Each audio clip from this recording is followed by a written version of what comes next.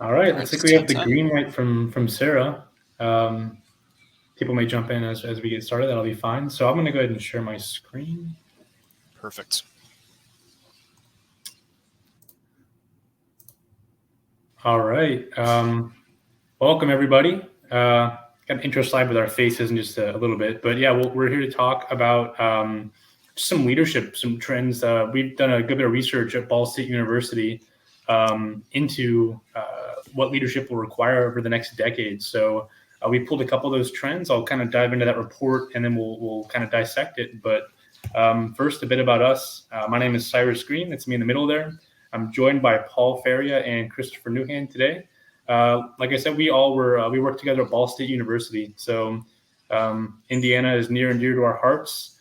We're kind of scattered across the country now, but we are definitely excited to be here. So thank you for sharing the session with us. We're happy to jump into it. Just a high level over what we'll be discussing. Like I mentioned, we worked on a report, really months of research, leading a team. So we're happy to dive into that and give you kind of a brief overview of what that entailed. And then we're each going to pick a few of those trends to discuss in depth, and we're going to wrap up with kind of what those trends mean for you as you emerge and become leaders in your own right. We're hoping to leave some time for questions at the end. There's a Q&A chat there, as I'm sure you know by now. So feel free to drop questions in the chat. We'll try to get to those either verbally, or if we don't have enough time, we'll have someone writing answers to you in the Q&A feature there. But yeah, feel free to jump questions in as we go. So jumping in, the report was called the Horizon Report. So we interviewed over 150 business leaders across academia, government, really from the smallest family-owned businesses to giant multinational corporations. And the purpose of this research was to identify what the biggest, most influential trends will be over the next decade in the categories of technology, business, and leadership. So we found 10 high impact leading trends in each of those three areas, so 30 trends total. And like I mentioned today, we're focusing on that leadership aspect as you leave high school and enter new paths in your life. It's pretty much, there's never been a great opportunity for people to lead at an early stage in their career. So it's pivotal, we think, to focus on what those trends are and what they mean for you and how you can make the most of them, how you can leverage those as strengths. So that was kind of the purpose of the research, and that's kind of what we'll be pulling from as we jump into it. So Chris is going to start us off with his trend. Perfect. So thanks, Cyrus, and welcome everybody. As you all know, and as you've likely experienced over the last 12 to 18 months now that we're still enduring the longer term effects of COVID at a grander scale, really the pace of change, right? You all experienced this in the classroom, having to switch to a virtual setting, having to switch your curriculum in some cases. But outside of that classroom and academic space, obviously the rest of the world is experiencing these things at an incredible level, right? So the ability to lead and the skills that come with leading at a pace of change amidst, a new environment that I think we've found to be oftentimes incredibly uncertain, constantly uncertain, right? It's never stagnant anymore, right? And we're all really familiar with how fast these things are changing. When I say things, I'm talking about everything from technology to innovation, political environments, to new curriculums that you're experiencing, right? And to set the stage properly for the next few minutes, as I articulate different concepts around here, I'd love to just throw some stats out about how the pace of change has increased over the last decade and a half, and in things that I think you'd all be familiar with, right? So, for example, within 14 years of the computer being invented and introduced to the public, it took 14 years for 50 million people to use computers, right? So 50 million people to actively leverage that technology. Within 12 years, it took 50 million people to leverage and use mobile phones. In just 7 years, it took 50 million people to actively get on the internet and use the internet. Right. Obviously, now that's much bigger number. And within just 3 years, 50 million people were actively using the platform of Facebook. And the most exciting thing, and I think the piece that pulls us together, within just 19 days, we had 50 million people actively outside playing Pokemon Go. Right. So you can certainly see that trend line where it took 14 years for 50 million people to use computers, but just 19 days for 50 million people across the globe to pick up their phone, go outside, and play Pokemon Go. So that pace of change over the last decade and a half has really metastasized and increased at a level that's really unprecedented. And obviously the last, again, 12 to 18 months of COVID has put that pace of change in a really a new environment across the board. So the question becomes, how do we leverage that change? How do we embrace that change? And for you as future leaders leaving high school and entering, again, an uncertain space of a postgraduate life, the opportunity is really enormous, right? You have the stage is set for you to take advantage of change and be in a position to leverage it, but also be in a position to really pivot around it and use it as a tool and use it as a resource as you navigate the next space. So when it comes to leveraging change as a leader, there's a couple high level pieces that I think are important to note. As you desire and emulate leaders that you're familiar with, and as you become an effective leader in today's environment, but also in tomorrow's world, you must be aware of these changes, right? But not only aware of them, capable of leveraging them to help the teams that you're working with through the challenges, right, that you're going to face. So in the classroom settings where maybe some of your professors, you went virtual one day, that may have been challenging for many people. How did the curriculum and how did you leverage those challenges to make it work effectively for a year remote classroom, right? How have you now changed where you're back in classrooms and back in school to work around these different conflicts and these different situations, and there really becomes a competitive advantage to being able to pivot in that capacity.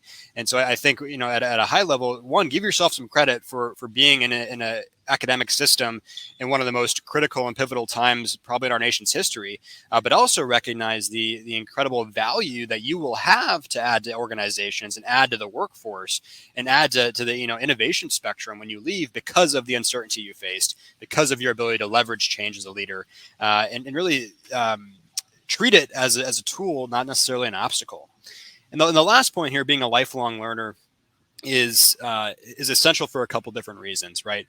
If we stop learning or stop being open to developing, we become obsolete incredibly fast. Knowing our environment is constantly changing at an incredible rate, but also in an uncertain way, if we're not prepared to be ready to pivot, be ready to take those moments and learn at an aggressive pace, but also at an authentic and a transparent way, we're going to become obsolete very quickly. So leveraging those the ability to change at a high level is certainly key. And to set the stage again with something we're all familiar with, in early 2020, so last year, right when the pandemic was hitting the ropes, really starting off, there were roughly 32 million users on Microsoft Teams, right? A platform now we're all certainly more familiar with. As of April of this year, so 12 months later, we had roughly 145 million daily users of Microsoft Teams, obviously due to the rise in remote work and academic settings, right? What that shows is over 110 million professionals had to adapt in a moment's notice over those 12 months to a rapidly changing landscape that was obviously full of uncertainty. And again, we've seen that trend across the board with various technologies and various different capacities. So all of you had to adapt to that similar changing environment around you. The skills you developed over the last 12 to 18 months, again, recognize the value in those skills, but also recognize that those skills are going to continue to support you personally and also professionally as you enter a consistently uncertain space as a professional and as the next steps throughout your careers. And we could jump to the next slide here, Cyrus. The reality is that the future is digital, obviously, and I have to say obviously, but some folks are making that shift still, right? But the future is digital, and digitization is affecting every single company at an incredible rate. From a McKinsey survey, we found that 92% of businesses felt where their company was currently at when the survey was taken, they would not be able to stay viable in the future and stay relevant with the rate of digitization. My point being here, the skills that you've developed over the last 12 to 18 months of being able to leverage change, to pivot around change, to act in an agile way, which Paul will talk about later in that sense, Those skills are valuable to companies because digitization is happening. It's continuing to happen. It's going to continue to deflate and disrupt environments. And professionals with the ability to leverage, pivot, and adapt to change at a high capacity, like all of you have already exemplified, but like you will continue to do in the future, that creates a big chip on your shoulder, and that creates a lot of value surrounding you as a future professional. And from here, we'll jump into some other pieces, and I think Cyrus or Paul, you'll jump into some of the Agile concepts next. But that really wraps up this idea of this consistently rapid, but also high uncertain pace of change that we're all experiencing, and that we're going to continue to experience. Awesome. Can you guys hear me okay? Cool. Chris, I love this transition. I love the segue. So real quick, feel free to either type your response in the chat or just make a quick note to yourself. I want to know how many of you on this session right now have heard of the term Agile. And then what do you think of when you think Agile? And then real quick before we go to the next slide, Cyrus, again, so have you ever heard of Agile? And what's the first thing that comes to your mind? Cool, Sarah, when you hear of Agile. The second thing, and Chris just inspired me to think through this question. Another thing, again, you don't have to, you certainly feel free to put your thoughts in the chat, but you don't have to. I want to know if anybody in this session has ever faced an obstacle, either at work or school. Some of you may even have a part-time job. I know that I was working in a supermarket when I was in high school. Have any of you ever faced a challenge or an obstacle? You were going to do something got in your way, complicated things significantly, minorly. Has that ever happened to you? So I want you to kind of either share that or park it as we go through the session a little bit. So now that you've had time to think about what is Agile, I want to just let you know that based on the research we did for this book, when I thought of Agile, I thought of it as a project management workflow. So it's a methodology. It's something that you do with your team to help a project through its life cycle to get to completion. Cyrus, if you wouldn't mind switching to the next slide. Oddly enough, though, when we spoke to executives, high-level C-suite members, managers in different technology companies, they weren't talking about project management. They were talking about mindset, right? So when we think of Agile, it's the ability to respond, adapt, and manage change. I have another question for you. When you see these words on the screen, ability to respond, adapt, and manage change, do you consider yourself Agile? In other words, Chris just mentioned the number of people that had to switch to Microsoft Teams during the pandemic. And many of you, if not, I believe all of you, have had to switch to online learning and remote learning. Did you have any challenges with that? Did you face any challenges when switching to Zoom? I see a yes there. Awesome. Did you have any challenges when you were transitioning to Zoom or Microsoft Teams? How did you handle that challenge? So when a challenge comes up for you, what's that response? And what we found through the research is that even though technology is extremely, extremely, extremely important, and this is a technology-based conference, the technology doesn't unlock our potential as much as how we approach the technology that unlocks our fullest potential. So in other words, it isn't about having access to Microsoft Teams where 50 million people can go online. It's about how are we thinking about it? What is our attitude about shifting to online work or online school? That's the key. If you are confronted with a challenge, now I've heard this many times throughout my career to this point, you're faced with a challenge and somebody says, that's not in my job description, or that's not my job, that's not in my scope of work. Maybe some of you have heard this, or I can't do that, or this is too difficult, or this is impossible. That attitude versus, hey, this is new to me, but I'm going to master it. Hey, this is new to me, but I'm going to wrap my head around it, and I'm going to be able to use this and make myself better. That little shift That switch is what some executives, managers, CEOs, chief information officers at these technology companies, maybe even your future bosses, are saying is one of the most important ingredients to success.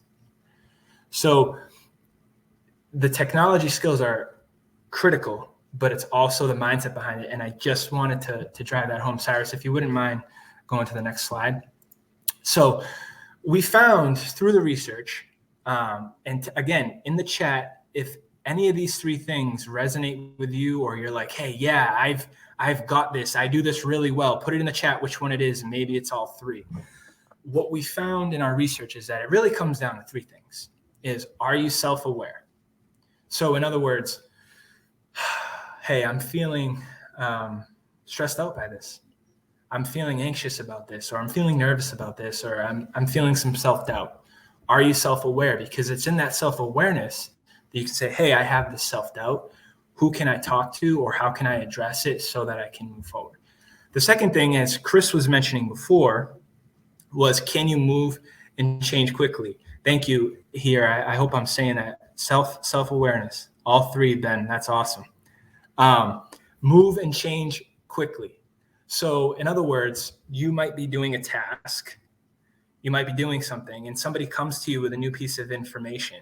Are you able to take that information, suspend what you were thinking about, consider what that might mean to what you're doing, and then either integrate it to what you're doing or park it, toss it aside, and continue? So that's a real gut check right there. And then flexibility. So I recently had this while also working at Ball State, where as soon as the pandemic hit and we had to move online, there was an initiative to rebrand the department. So in terms of flexibility, can you quickly learn new skills to help you become more valuable to your team and more valuable to what you're doing on a daily basis? So I asked for any examples of this. Those of you that have said yes, Ben, feel free either to think about this or share it. Do you have an example where you were able to demonstrate either self-awareness, change, your ability to change quickly or not? And then, Paul, do you mind if I jump in real quick here? Absolutely. So here, it looked like you asked a question in the chat. What skills would be great if I want to take a software development as my career? And I think this is a cool opportunity when Paul was talking about Agile and had that as a methodology, right? We find a common thing, especially in the tech space, where there's a little bit of a gap between the really techie people on the over here in one corner, and then the business people up at the over here on the other side, right? There's a little bit of a gap between those folks, and what we're seeing across the board, and many of the professionals we spoke with articulated, if you have skills in communication, regardless of which of those pillars you sit under, but if you can be skilled to sit at the middle of that table and talk to the tech people and have a high level understanding of the concepts, but also understand the business acumen, that skill is what companies can't teach. That's what they hire in, folks. So even if you want to be a software developer here, take the online course, look at certifications and stuff, and do that route. But certainly don't miss out on an opportunity to build your communication and collaboration skills, because those are necessary, and those are certainly in a space where being agile as a leader, being agile and mixing between those two buckets is incredibly useful nowadays. Thank you. Yeah. No, Chris, thanks. That was great. And that's a great question too. So, Cyrus, if you go to the next slide, I think that will contribute also to what Christopher just said. And I think when you look at becoming a software developer, you're looking at becoming a programmer of some kind, even cloud computing, which is just trending up and everything like that. It's really important to know the tech. So whatever language that you're going to be doing, and Chris mentioned Python, there's C#, Java, JavaScript, all that stuff. It's really important to know those nuances, but it's also important, like he said, can I communicate and can I adapt? So how do I translate what somebody who doesn't know JavaScript or Python, they need something done. I'm trying to get to the end result. Maybe it can't be done the way they think it can be done. Maybe there's some kind of disconnect. How do I translate what they're asking for into what I then need to do to carry it out? Or how do I communicate back to them in a respectful, team-oriented way that doesn't put them down, but lets them know the limitations of what they're asking for? That's a huge critical component of this. So I just want to drive home the point here. The most agile, mentally adaptable people rated in the 89th percentile of their overall effectiveness when it comes to working in an organization. So have those technical skills, but also recognize the importance of attitude. Cyrus, you can hop over one more time. And then again, integration. So again, back to this question of becoming a software developer. I think you have to have respect for the boundaries that your supervisor and manager has set for you. You certainly don't want to go around them. You certainly don't want to undermine them. However, when it comes to personal challenges, when it comes to challenges in your work and in your job, do you understand how to navigate and who to go to with a question? Do you understand how a problem that you're facing here on this task actually might be relevant to somebody way over here that you don't interact with doing this task? So that'll come with time, your awareness of how the organization operates as a whole. But this is mainly just to say, don't think of yourself as one person in one little silo on this narrow highway. You are part of an ecosystem, and how you operate within that ecosystem is very important. So again, let's revisit one last thing before I turn it over to Cyrus. Attitude. What's your attitude? How do you rate yourself in terms of agility, your self-awareness? Do you get thrown off when new things come at you? Do you get, thrown off, or do you handle it in stride? These are things to check in with yourself. Are you open and willing to learn new things and constantly be learning, not just through school, but through those certifications and online courses like Chris mentioned? These are questions to ask yourself, and hopefully we can get to more of it in the discussion. But I want to turn things over to Cyrus now to keep the conversation going. Yeah, so those are two difficult acts to follow, but I'll try to move quickly. I want to make sure we leave time for questions at the end. But kind of revisiting one of Chris's high-level points about the value you as high schoolers have to add, given the uncertainty and the change that you've lived through and continue to live through. It's absolutely true that you have tremendous value to add from those experiences. I'm guessing it's probably sucked at a lot of different junctures to kind of deal with some of those moving pieces and deal with that just constant uncertainty. But it absolutely has molded you for the better as leaders and as future leaders in the workforce at every level of your life. I think the key piece that kind of unlocks that value that you have to offer from those experiences is the fact that you're entering a world where you can contribute and add value and lead more so than really any time in the past, especially for early career professionals. In the not so distant past, there are a lot of organizations emulated this very hierarchical pyramid-like, top-down structure of put your head down, do your work, put your time in, and then after maybe 10 years, you can open your mouth at the table. Some variation of that. Of course, there are exceptions, but by and large, organizations really did kind of cling to that hierarchy and that structure. And I wanted to kind of point you to this New York Times headline. This was an op-ed written like 2 weeks ago, and kind of a goofy title. The 37-year-olds are afraid of the 23-year-olds who work for them. The article went a few different directions. Talked about, for example, a lot of the younger employees kind of making the older employees feel like boomers, basically, because of the way they dressed or the emojis they used. And it was a really interesting dynamic that they discussed. But I also picked out a small snippet from that article. If you want to just take a couple seconds to read it, I think the most important. The entire paragraph is important, but I love that first part there about those entry-level staff members delegating tasks to their founder. The literal CEO of that startup was being told what to do basically by his entry-level people. Those employees who are maybe 4 years older than you are right now. And I think that's really emblematic of the shift away from that structure, that hierarchy, to a new way of being, a new way of working that many organizations, most in fact, are embracing. And that trend is exactly what we found in our research as well. Again, we talked to people anywhere from CEOs of multinational companies to presidents in academia to high-level government officials to those small and medium-sized businesses. And across the board, we were hearing that organizations are wanting their employees at all levels, including the most junior early career professionals, to take more initiative and to have more freedom, more autonomy, and embrace leadership at whatever level they're at. And that means that there's less oversight, there's less micromanaging in this environment. And like I said, that really empowers you to turn into action the value you have to add, because you do have value, especially given the change and uncertainty you've weathered. And again, you're entering a world where you're empowered to do that. Gen Z has a bit of reputation preceding it, and a lot of it's good. And I think that the willingness and the boldness to lead is one of it, one of those a part of that reputation. And I think it's exciting that you all have a world awaiting you that's going to empower you to lead at an early pace. All right, before I jump into this, there's a third piece there on emotional intelligence. So as I'm talking, as I kind of get into it, I'd love for people to drop in the chat what they hear or what they think or see when they hear that term. It's thrown around a lot, probably overused. It's maybe underused, but it's a very popular term. I'd love to hear what your interpretation of that phrase is.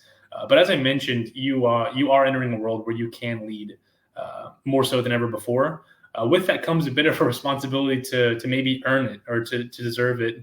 And organizations are taking risks by empowering people. That it's built on trust to give their team members more freedom and autonomy. So as young leaders, I think it's incumbent on all of us to kind of merit that trust. And there are kind of three big pieces, again, pulled from our research, that we identified that distinguish and define effective leaders, which you will be. And the first is embracing failure, not as something to shoot for, but as something to accept and to grow from.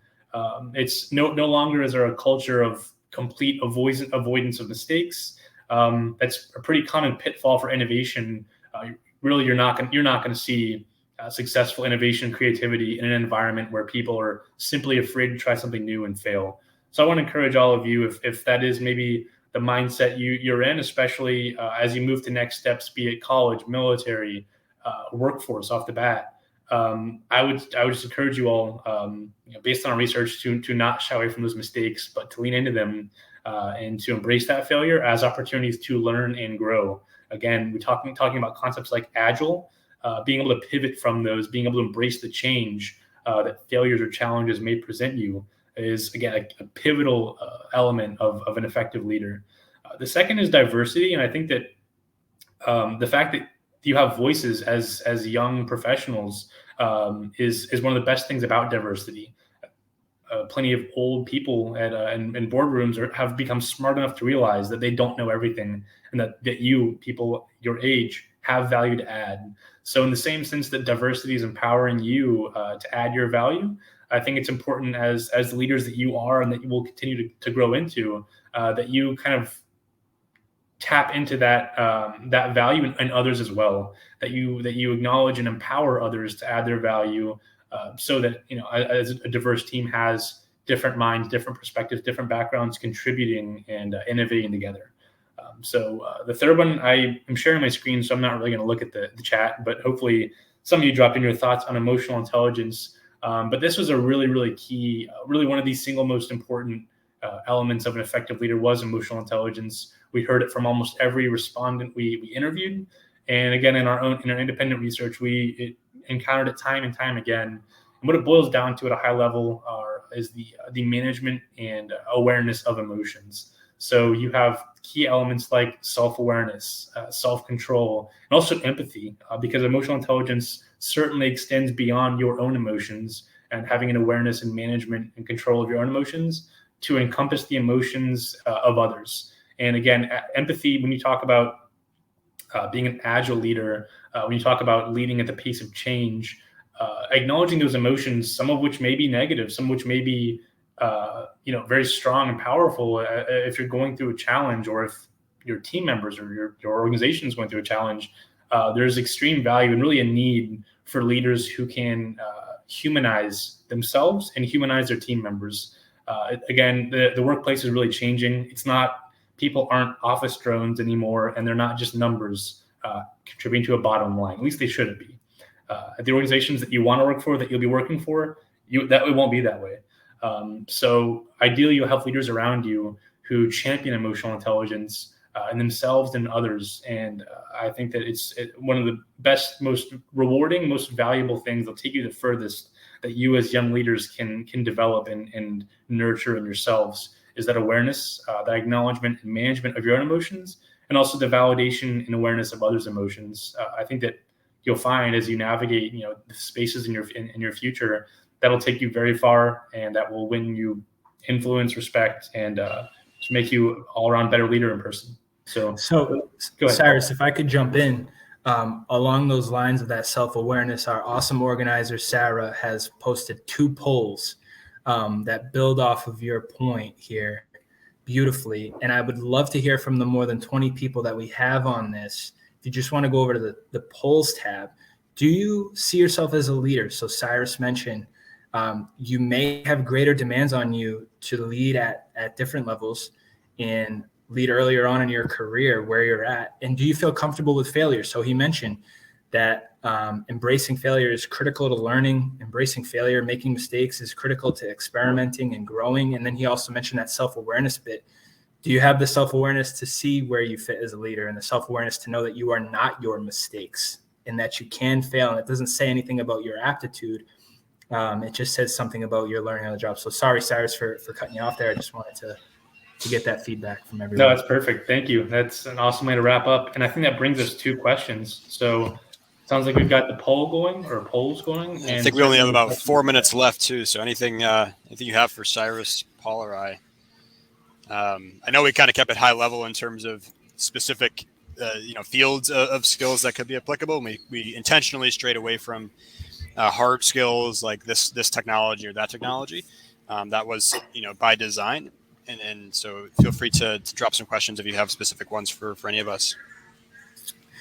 Yeah, and to that point too, just to make sure you guys are getting value from this, a big thing for us is, hey, do you feel comfortable being self-aware? Can you identify your emotions and can you identify where you fit as a leader? I think those things are really important. So just thinking about those things and how they relate to some of the other things you'll be learning today with the hard skills and, the technology skills you'll be equipped with. I think a final thing I'll say here is when I was entering the workforce a few months ago and applying to different roles and going through the interviewing process, something became abundantly clear to me that the hard skills are certainly important and can help you find a niche you want to be involved in. But what's called soft skills, and I say that in quotes because I think they're more important in most cases than the hard skills. Companies can hire people and they will train you on those hard skills. And in every case, as far as I'm concerned. But the people that they hire have communication, collaboration, empathy. They have those skills already hardwired. A company can afford to teach you how to use Python. They can afford to teach you understand cloud or a specific software that their business leverages. It's a lot more difficult for them to train you how to be empathetic, how to be a human first, right? So if you can leverage and focus your efforts in that category, I guarantee the hard skills, the technical skills will come in time, but don't make that a prerequisite for a role or a company or an industry you'd like to enter. Awesome. Looks like the results for the polls are in. Great point, Chris. Thanks for that too. That's awesome. All right. How do we see these results? Yeah, how do I see the results? So, do I have to respond to it? Maybe. Oh yeah, you have to respond to it. Oh my gosh. Oh, great. Wow. Hey, so first of all, the 2 that said no with comfortable with failure, kudos to you for your honesty. That is amazing. And the 3 votes, interesting. We should have done this earlier because I think this is opening up some great discussion here. I think we have 1 minute left. Any final things we can speak to real quick? Ryan says yay. Thank you for being here, everybody. I'm really happy we did it. It was a blast. Yeah. You are a leader. You are a leader, even if it means that you're a follower and even if it means that you're comfortable taking direction and all that stuff. That is leadership. Leadership is taking ownership of where you're at. So don't minimize your ability to lead regardless of where you are. And thank you guys for your engagement. This was awesome. Appreciate it. If you want to connect with us, I think all of our LinkedIn's are on our profiles or our general information. So feel free to navigate to the speaker profiles and drop us a chat if you want to connect further. I'd be happy to talk. Absolutely.